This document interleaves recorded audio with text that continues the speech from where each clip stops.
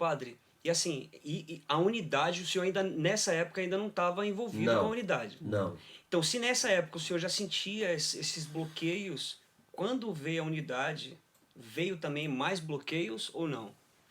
Por Rejeição, parte Por da parte da igreja, você igreja. fala? por parte de. Eu falo assim, das lideranças, ou do clero, de alguma forma. Não. Porque assim, o senhor pode continuar e depois Aham. puxar isso, porque talvez isso tá um pouco mais para frente, né? A Aham. unidade. Não, tá bem mais pra frente. Aham. A minha inserção no contexto ecumênico foi muito... Foi depois de Tranquilo. padre. Foi depois de padre. Eu tive um primeiro contato antes. Ali em 2010 para 2011, eu já estava no fim da formação, eu fui ordenado diácono em 2011.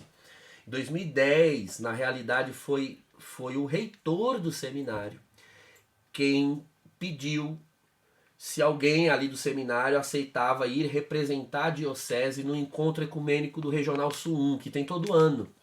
Mas é promovido pelo CONIC, é daquelas igrejas históricas. A diocese ia pagar. Eu pensei, bom, eu já estou bem queimado por ser carismático. Se o reitor tá pedindo alguém para fazer alguma coisa, eu vou me ganhar apresentar um para ponto. ganhar um ponto. Ó. Eu fui por política. Ó Deus aí. Eu fui por política, para ganhar um ponto com o reitor na época. Era só um pretexto. É só um pretexto para Deus laçar. Aí fui.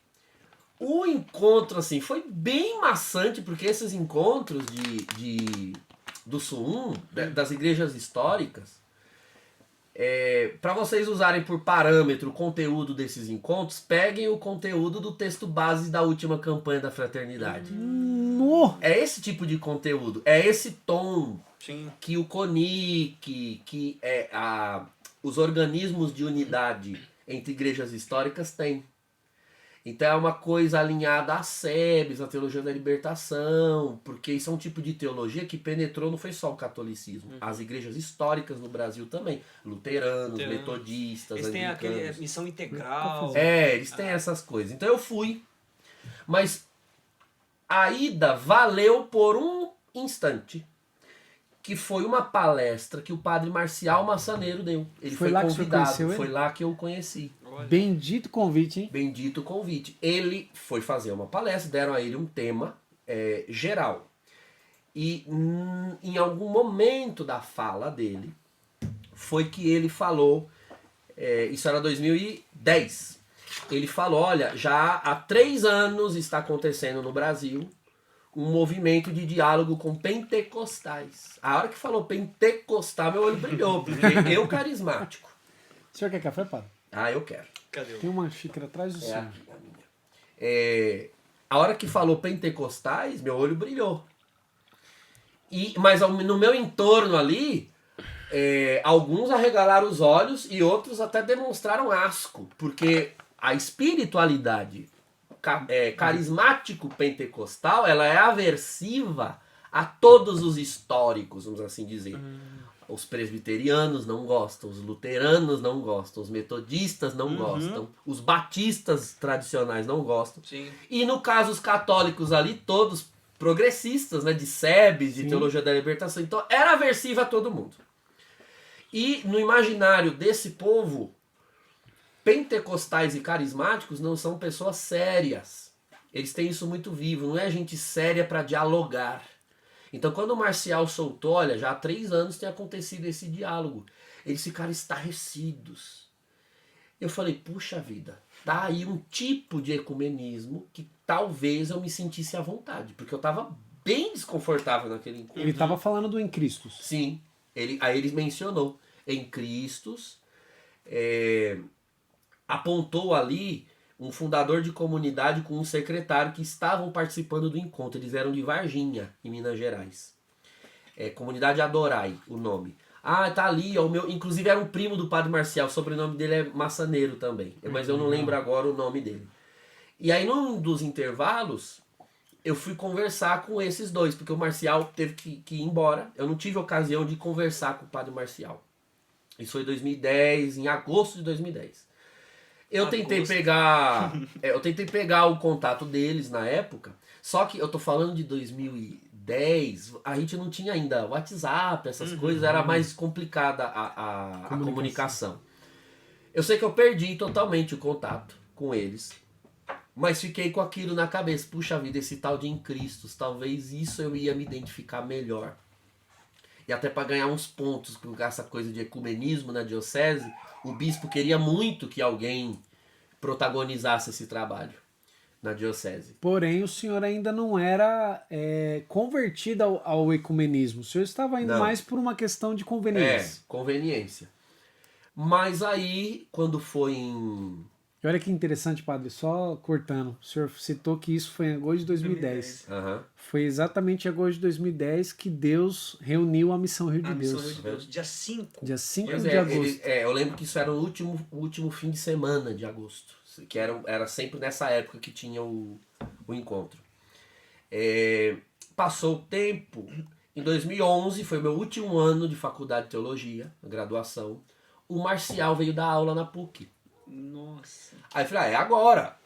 É agora. Eu não tive ocasião de conversar com ele. Eu perdi o contato daquele povo. Vou grudar no Marcial. Ele me deu...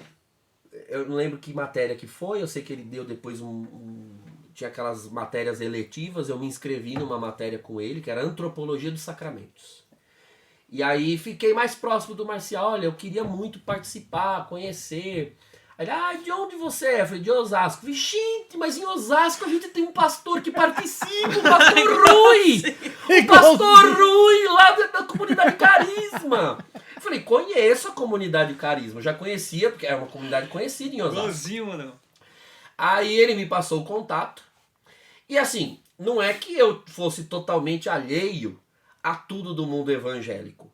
A música evangélica fazia parte da minha vida espiritual pessoal. O seu devocional, padre. Sim, desde sempre. Tanto em português como em inglês, né? Porque o seu seminário, o senhor também orou muito com o Brooklyn Tabernacle. Então, contextualizando, isso era 2011. O Brooklyn Tabernacle, Don Moen e Ron Kenoly fizeram parte de todo o meu aprendizado de inglês, porque eu usava o louvor para aprender inglês. E aí quando eu liguei pro Rui, naquele ano de 2011, para fazer contato, olha, quem me passou o seu número, foi o Padre Marcial, então ele me acolheu super bem. Aí eu perguntei, quando eu posso ir conhecer você? Eu vou na Carisma te conhecer. Nunca vou esquecer. Ele disse, olha, vai ter um culto aqui no domingo de manhã, porque quem tá aqui na nossa igreja essa semana e vai ministrar é aquele, não sei se você já ouviu falar nele, é um cantor americano chamado Ron Kenoly. Nossa. Eu não acredito, cara. É filé do céu demais. Essa veio do sovaco Essa do veio Eterno. do sovaco do Eterno, da dobradiça do trono. Eu falei, eu não acredito, cara. Eu vou conhecer o Ron Kenoly e ainda vou resolver, ainda vou conhecer o pastor que foi indicado pelo Marcial. Então, a minha ida na Carisma foi para ver o culto todo ministrado pelo Ron Kenoly. A Carisma tem um coral. E, inclusive, depois eu fui conhecer a regente do coral, o pastor Vasconcelos, que é o pastor do coral. E eles se inspiram no Brooklyn Tabernacle Choir, que é o coral do Brooklyn. A Carisma é um negócio fora do normal. Uhum. Né? Não é nada brasileiro. Você entra ali, você tem uma experiência maravilhosa, né, pai? Porque Parece eles se mesmo inspiram tá nessas igrejas norte-americanas. E aí foi quando eu conheci o Rui. O Rui me convidou para ir numa das reuniões de equipe de serviço, na época em Taubaté. O Marcial morava em Taubaté ainda. Então o senhor não participou daquela primeira reunião com o Monsenhor Jonas, que era Padre Jonas na época? Não.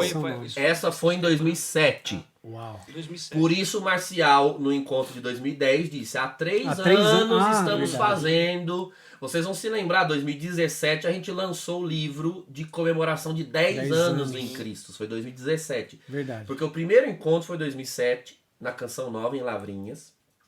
E aí estavam os grandes líderes das comunidades. Só que esses líderes não tinham condições hábeis, mesmo de tempo, para promover um caminho, um itinerário de unidade. Então, cada um delegou para alguém. No caso, na Carisma, quem estava em 2007 era o Anésio. O Anésio, que é o pastor presidente da Carisma. Não podendo continuar, ele pediu ao Rui e ao Álvaro, na época, que fossem. O Padre Jonas estava lá. Não podendo ele mandou o Padre Adriano Zandoná na época, que ficou muitos anos. Eu conheço o Padre Adriano Zandoná muito antes dele tomar a projeção que ele tomou, assim, de mídia, que essa projeção ele tomou mais quando veio aqui para São Paulo, mas na época ele morava em Cachoeira e era o representante da Canção Nova no Em Cristo. Já pensou o Padre Zandoná aqui com a gente? Padre Adriano, manda um convite pro... Pode falar, Ô Zandoná, faz favor, você tá me devendo essa, hein? Tá me devendo essa. Lembra aquela vez lá dos ortodoxos que você mandou pra minha paróquia pra crismar? Então, eu arrumei. Então você tá me devendo essa agora, ó. O bom do convite público é que não dá pra negar. Então a gente vai fazer um compromisso público aqui, ó. Com certeza. No dia que o senhor vir, Padre Adriano Zandoná, quem vai te entrevistar vai ser o Padre Douglas. Eu faço questão. E a gente vai ficar de lado só servindo vocês. Tá bom? Maravilha. Convite feito. Quem sabe daí não surge até um podcast do Padre Douglas. Olha, já pensou? Padre Adriano, tô com saudade, hein? Faz favor da gente precisa se encontrar, bater um papo, atualizar a história da igreja. Uau. Isso vai dar um corte, thumbnail, né? Vamos lá colocar Padre Douglas chama ao vivo Padre Adriano Zandoná para o podcast. Então, aí a gente começou eu comecei a ir